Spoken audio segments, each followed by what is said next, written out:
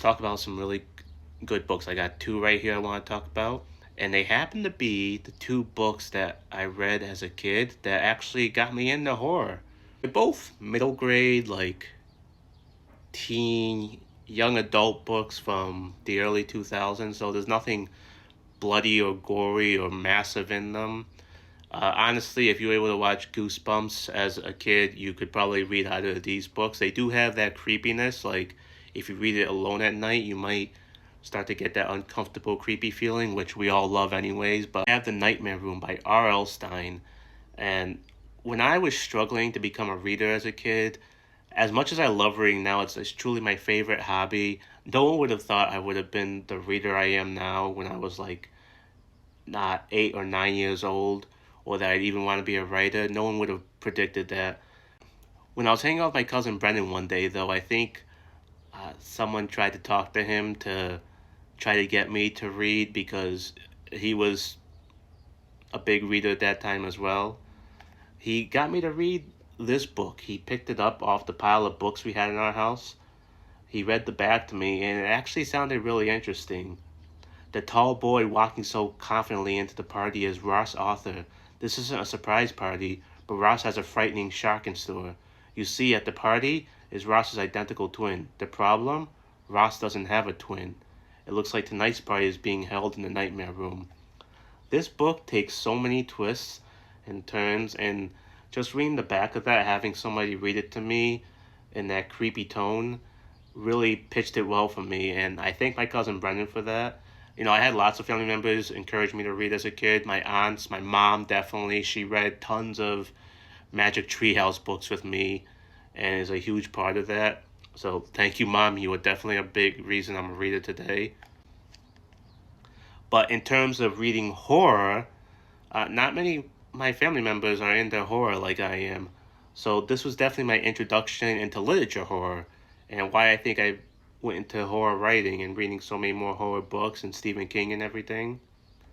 Yeah, this book has creepy vibes when you follow Ross into finding out more about his twin, where his twin comes from, why they haven't been living together. It's just totally turning his world upside down. And for an R.L. Stine books that sometimes go off in cheesy directions, this one was actually really good. It has Native American ties to it, I believe. The book's about a girl named Molly. Her parents go out one night, but they never come home.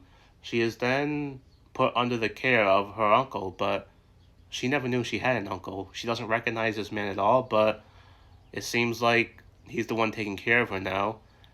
Unfortunately, he does some weird things, like you can't help but think this guy has something to do with her parents.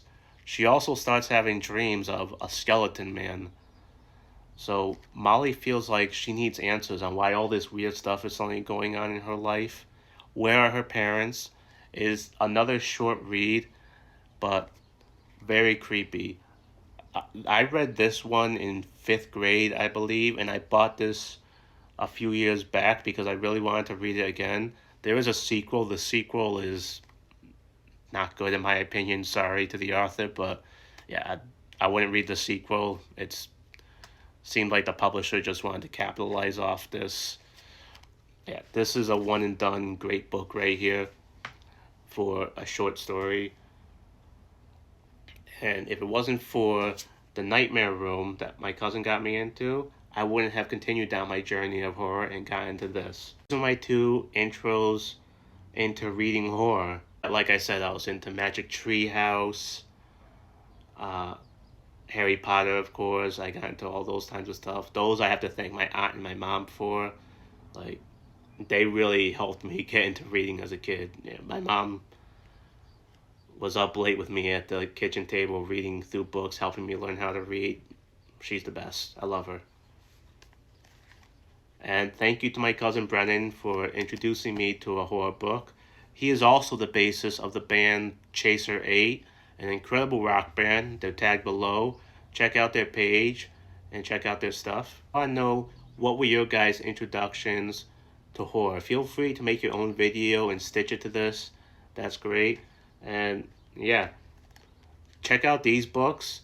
They are hard to find in paperback now, I believe, but They are available on Kindle, I just checked, so you can definitely still buy them now. And that's it. We're going to get through this tough time, y'all. I love you all. We at the Book Rant love you all.